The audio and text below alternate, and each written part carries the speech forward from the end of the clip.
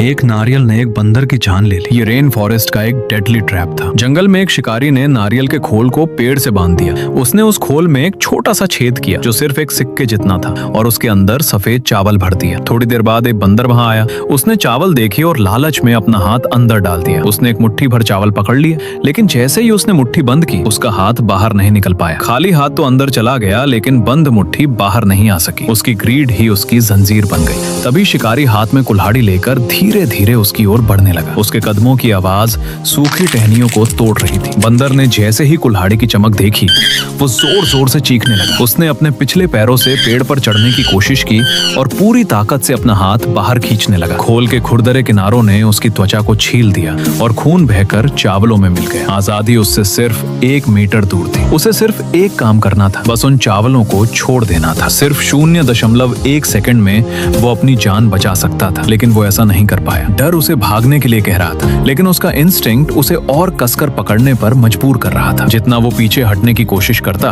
उतनी ही उसकी मुट्ठी उस छेद में और ज्यादा फंस जाती। आखिरकार शिकारी ने उस पर वार किया और उसकी जान चली गई। हैरानी की बात यह थी कि मौत के बाद भी उसका हाथ उन चावलों को उसी तरह कसकर पकड़े रहा जैसे लोहे की तरह सख्त हो। एक भी दाना कम नहीं हुआ था। साइकोलॉजी में इसे संक कॉस्ट फैलेसी यानी डूबती लागत का भ्रम कहा जाता है। जब हम किसी चीज में अपना समय, पैसा या भावनाएं इन्वेस्ट कर देते हैं तो उसे छोड़ना हमें लॉस जैसा लगता है, चाहे वो हमें बर्बाद ही क्यों न कर रही हो। जिंदगी और मौत के उस पल में बंदर का दिमाग उसे धोखा दे रहा था। उसे लग रहा था कि छोड़ देना नुकसान है और पकड़े रहना ही रिकवरी का तरीका है, और यही सोच उसकी मौत का कारण बन गई। अब बंदर पर मत हंसो, जरा खुद को देखो। वो स्टॉक जो लगातार गिरता गया, 50% लॉस पर भी तुमने नहीं बेचा, 90% गिरने के बाद भी तुम उसे पकड़े रहे, और आखिर में वो सिर्फ एक बेकार कागज बनकर रह गया। तुम्हें लगा ये वैल्यू इन्वेस्टमेंट है, लेकिन असल में तुम सिर्फ अपना नुकसान स्वीकार करने से डर रहे थे। या फिर वो दिन याद करो जब सड़क पर किसी ने तुम्हें ओवरटेक किया और तुमने अपनी जान जोखिम में डालकर